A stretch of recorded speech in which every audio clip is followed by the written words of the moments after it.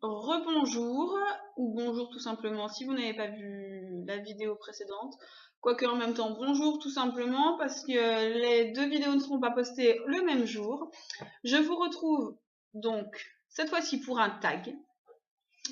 Tag que j'ai découvert sur la chaîne de Mathieu, que vous connaissez certainement, mais je mettrai les infos en barre d'infos, qui lui-même a découvert ce tag, ou c'est le créateur qui lui a proposé ce tag, je ne sais plus très bien, sur la chaîne YouTube de Florent, que je ne connaissais pas avant. Du coup, j'ai eu le plaisir de voir sa première vidéo grâce à ce tag, et que je ne manquerai pas de suivre par la suite. Donc voilà, donc c'est un tag sur les poches et les grands formats. Le premier tag de l'année. J'ai trouvé ça plutôt intéressant. Il y a 10 questions. Ouais, 10, c'est ça. Donc je les ai mises sur une feuille parce que plus facile, plus simple pour moi. Donc voilà, donc je vais regarder ma feuille très régulièrement. Bah écoutez, on commence tout de suite. Alors, préfères-tu les poches ou les grands formats? Est-ce que je dois répondre? Je préfère évidemment les grands formats. Pourquoi évidemment? Simplement parce que pour moi c'est une évidence. Ouais, les grands formats, je trouve ça juste magnifique. Alors oui, les poches ont des avantages dont on parlera tout à l'heure. Les grands formats ont des inconvénients dont on parlera tout à l'heure aussi. Mais je sais pas. Je préfère les grands formats. Je trouve ça tellement plus joli, plus. Je vous remontre les livres que je vous ai présentés dans la vidéo précédente. Ouais, je sais pas, je trouve ça plus facile à tenir en main. Je sais pas, je trouve ça plus beau. Les couvertures sont juste magnifiques. Donc voilà, voilà, donc je préfère les grands formats. Je vais pas m'étaler plus parce que sinon les autres questions ne servent à rien. Et puis je passe tout de suite à la 2. Alors quels sont les points forts et les points faibles des poches? Alors les points forts, je dirais sans aucun doute le prix. Je pense que ouais, le prix. C'est un des gros points forts d'un livre de poche, c'est que pour 8 € voire moins, on a un livre quoi. Donc voilà. Je pense que, d'ailleurs je cherche mais je ne vois pas quel autre point fort à un livre de poche. Si, peut-être plus facile à mettre dans un sac, c'est sûr, on n'a pas besoin d'avoir un sac de 15 mètres de hauteur pour faire rentrer son livre, c'est plus fin, c'est plus petit forcément. Bon. Donc voilà, ouais, pour les points forts, le prix et au niveau de la taille, plus facile pour mettre ça dans son sac. Donc au niveau du transport, beaucoup plus facile. Les points faibles, je dirais que moi j'aime pas trop les poches, sincèrement. Pour le lire, donc oui, plus pratique pour le transport, mais pour le lire, l'écriture est trop petite.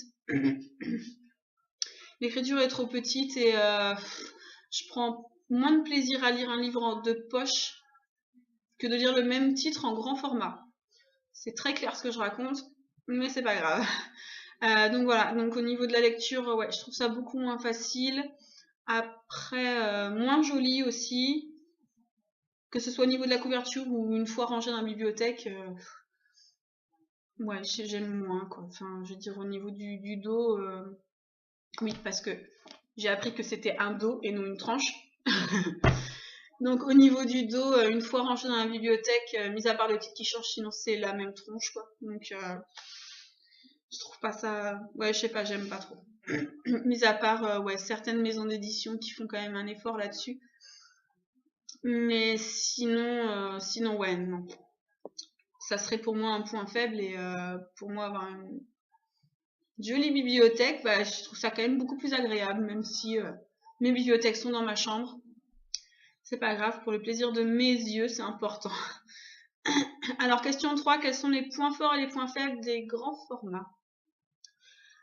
Eh ben, la couverture? Le dos? Ouais, je sais pas, j'aime bien. Les points forts, donc ouais, l'esthétique. Je suis désolée si je tousse, hein. Je suis malade depuis quelques jours et elle ne veut pas passer. Donc bref, on s'en fout. Donc ouais, l'esthétique d'un grand format, je trouve ça tellement plus agréable. Au niveau de la lecture, je trouve ça tellement plus agréable aussi. C'est aéré. Je vous donne un exemple avec ma lecture en cours. Alors, en même temps, bon voilà, hein, je vous donne un exemple. Voilà. Bon là, c'est essentiellement du dialogue sur cette page-là, mais voilà, c'est aéré, c'est agréable. Les pages, elles se tournent toutes seules. J'ai pas l'impression que je vais rester 3000 ans sur la même page à essayer de déchiffrer ce qu'ils disent. La police d'écriture est assez grande. Enfin voilà quoi. En tout cas pour les livres grand format que je lis, je sais qu'il y en a où l'écriture est déjà beaucoup plus petite. Alors voilà, par exemple Philomena, que je vais peut-être un peu plus galérer à lire parce que ouais, c'est écrit un peu plus petit et un peu plus serré. Enfin voilà quoi. Même ça après. C'est souvent quand même les livres jeunesse que je lis le plus. C'est quand même bien aéré et très agréable. Est-ce que j'ai parlé des points faibles? Je ne crois pas. Donc le prix. Ouais, quand on sait qu'on peut avoir deux poches pour le prix d'un grand format, forcément, on réfléchit. Le prix. Et puis ouais, bah, après la taille, mais la taille peut être... Enfin, moi je trouve ça plus agréable. Au niveau du transport, bon bah... Je peux pas lire dans les transports, ça me rend malade, donc déjà, j'apporte pas de livres, ou alors il reste dans mon sac. J'ai un grand sac, c'est pas grave. Et donc voilà, je trouve ça, ouais, voilà, au niveau des points faibles, je dirais vraiment le prix surtout, quoi. Je ne sais plus où j'en suis. 4e question, si tu avais le choix pour tes tout derniers livres, tu prendrais un grand format ou deux poches? Eh ben, je vais pas réfléchir longtemps, mais je crois que je prendrai un grand format.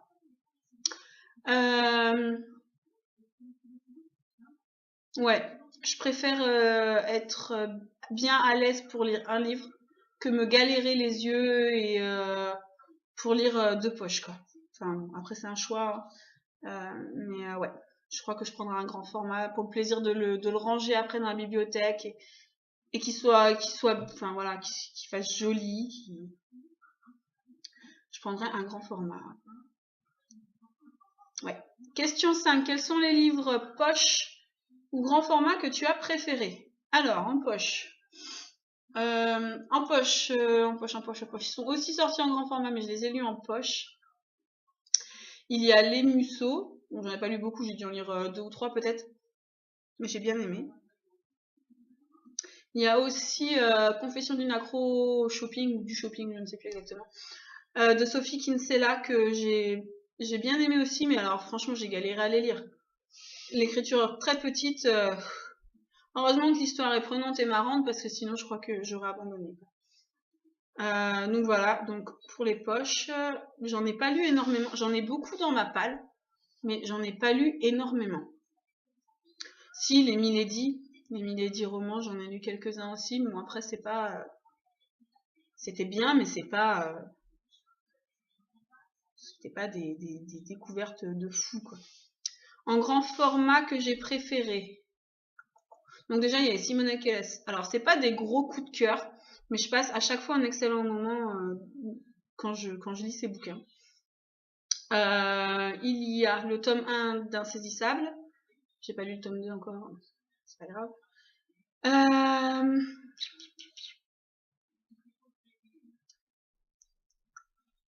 Qu'est-ce qu'il y a d'autre?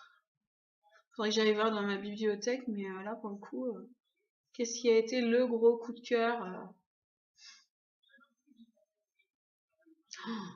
Franchement, je suis une quiche quoi. En grand format, il y a Les Filles au chocolat de Cathy Cassidy paru chez Nathan aussi, que j'ai beaucoup apprécié. Pour l'été, c'est vraiment génial, quoi. Après, en livre un peu moins léger, on va dire, il y a le premier tome d'Hunger Games que j'ai adoré. Je parlerai pas des 2 derniers parce que je vais me faire taper dessus. Il y a... oh là là, j'ai des trous de mémoire, c'est affolant.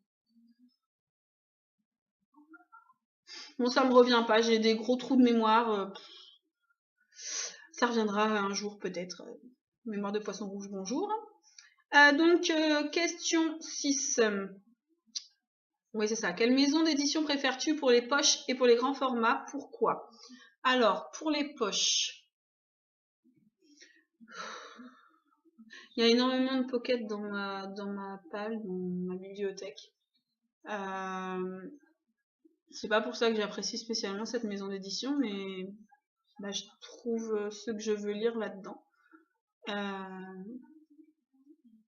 C'est une version poche, quoi. C'est pas...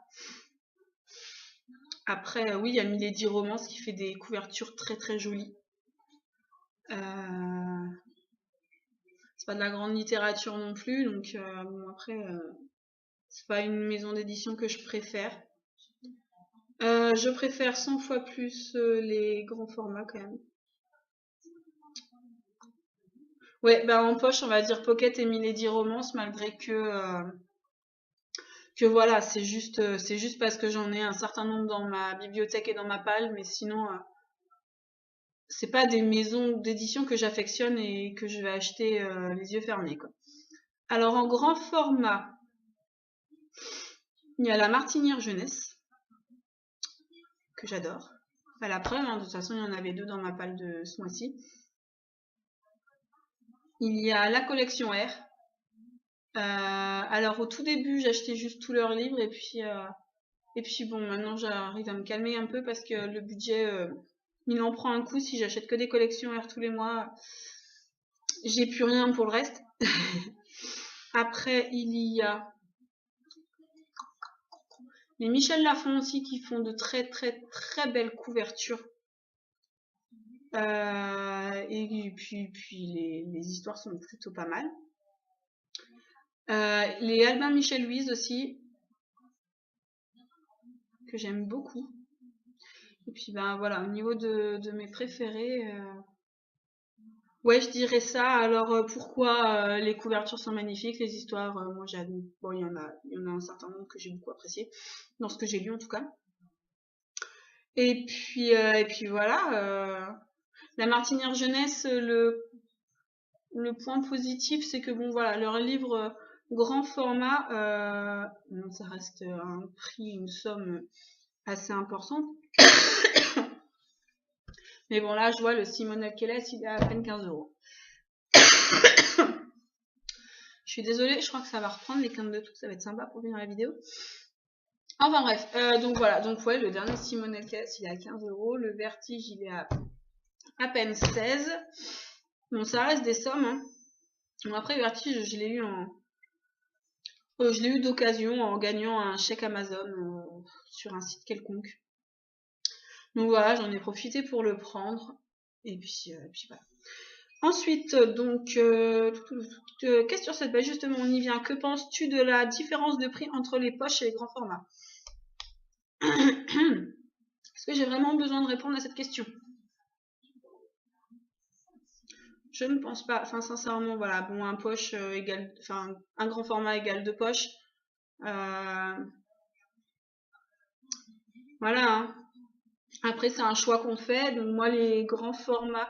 Alors, mis à part si c'est une sortie que j'attends depuis perpète, je cours l'acheter directement au prix fort.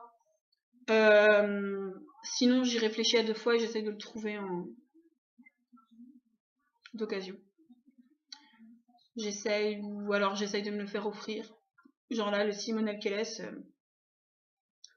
c'était avec ma carte cadeau que j'ai eu pour Noël. J'ai acheté un autre livre aussi avec un grand format petit, enfin un grand format bizarre. Enfin, vous verrez ça à la fin du mois.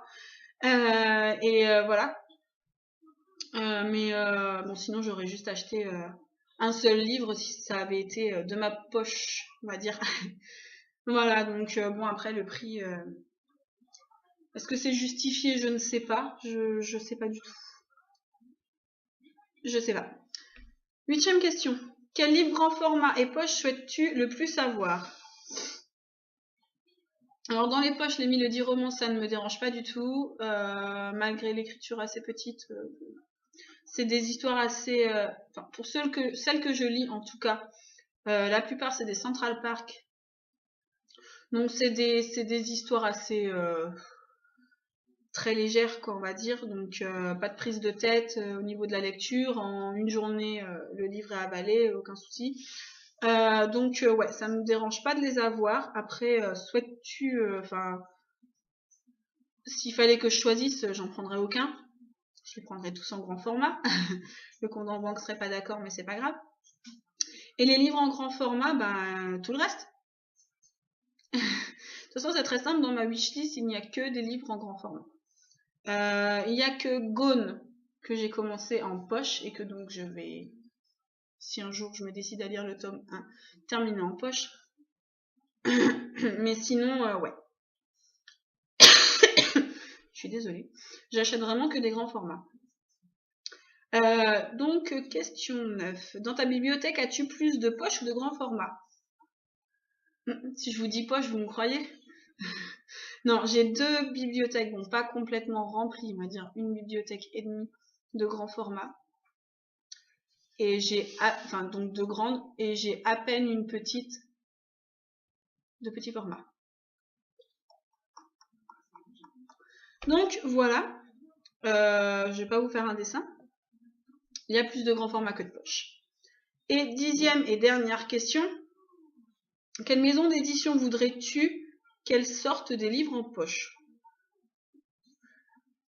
Eh ben, je vais pas être originale et Mathieu a répondu la même chose dans sa vidéo. J'aimerais bien que la collection R sorte des livres de poche. Ces parutions sont magnifiques au niveau de l'esthétique. Les histoires, il y en a quand même très peu qui ne m'ont pas plu. De toute façon, c'est très simple, la collection R, c'est soit des gros coups de cœur, soit des grosses déceptions. Il n'y a vraiment pas énormément de juste milieu. Enfin, c'est soit j'ai adoré, soit j'ai pas du tout accroché, et voilà. Et ça a été une catastrophe. Mais j'aimerais bien qu'elle sorte des poches. Ouais, ça pourrait être pas mal. Ça pourrait être pas mal. Alors bon, est-ce que je les achèterais? Je ne sais pas. Si, peut-être pour les sorties pour lesquelles je suis assez mitigée. Peut-être que je me laisserai plus tenter par un poche, quitte à le troquer et le vendre après, ou pour racheter le grand format, histoire que tout soit nickel dans la bibliothèque. Mais sinon, ouais, je sais qu'il y en a qui crèveraient d'envie de lire des livres de la collection R et qui malheureusement n'en ont pas les moyens. Et je trouve ça dommage parce que c'est une très très belle collection. Donc voilà, donc bon, bah écoutez, c'est tout pour cette vidéo. Il est temps parce qu'elle fait presque 20 minutes. Je vais essayer de couper tous les bugs et les tout sautages merdiques qui ponctuent la vidéo. Et puis voilà, donc je vous mets en barre d'infos les liens vers les vidéos déjà existantes sur ce tag dont je vous ai parlé en début de vidéo, du coup. Et puis je vous souhaite une très très bonne journée. À très bientôt, bisous!